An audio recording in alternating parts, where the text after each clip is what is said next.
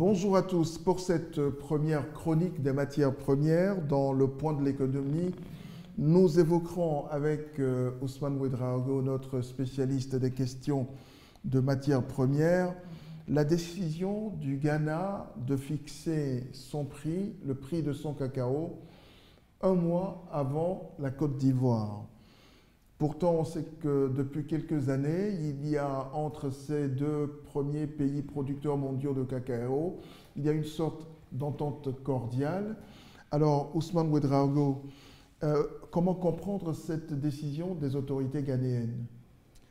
Il faut dire que le Ghana a justifié cette décision à travers le Cocoa Board, qu'il aurait subi des pressions de la part des producteurs ghanéens, sans toutefois préciser la nature des pressions.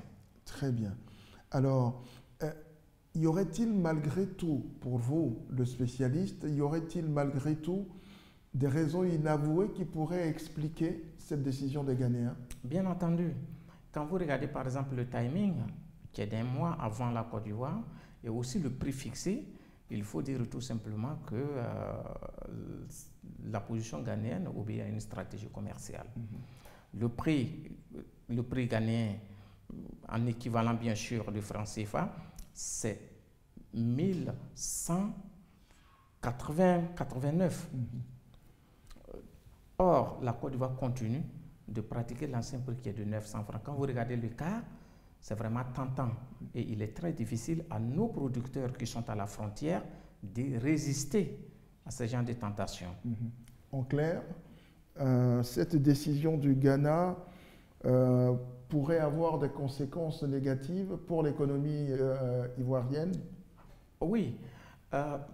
Tout récemment, selon les estimations, la Côte d'Ivoire, la production ivoirienne pour la campagne 2023-2024 subirait une baisse de 20%.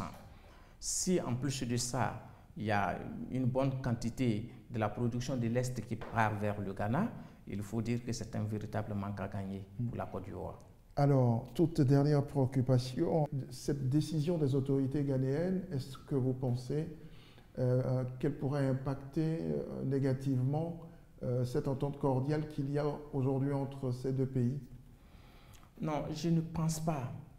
En ce sens que les enjeux sont très énormes et les deux pays gagneraient véritablement à rester soudés pour pouvoir faire face aux multinationales qui ont tendance à imposer leurs dictats.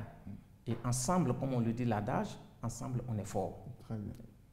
Merci Ousmane Ouedraogo. À la semaine prochaine.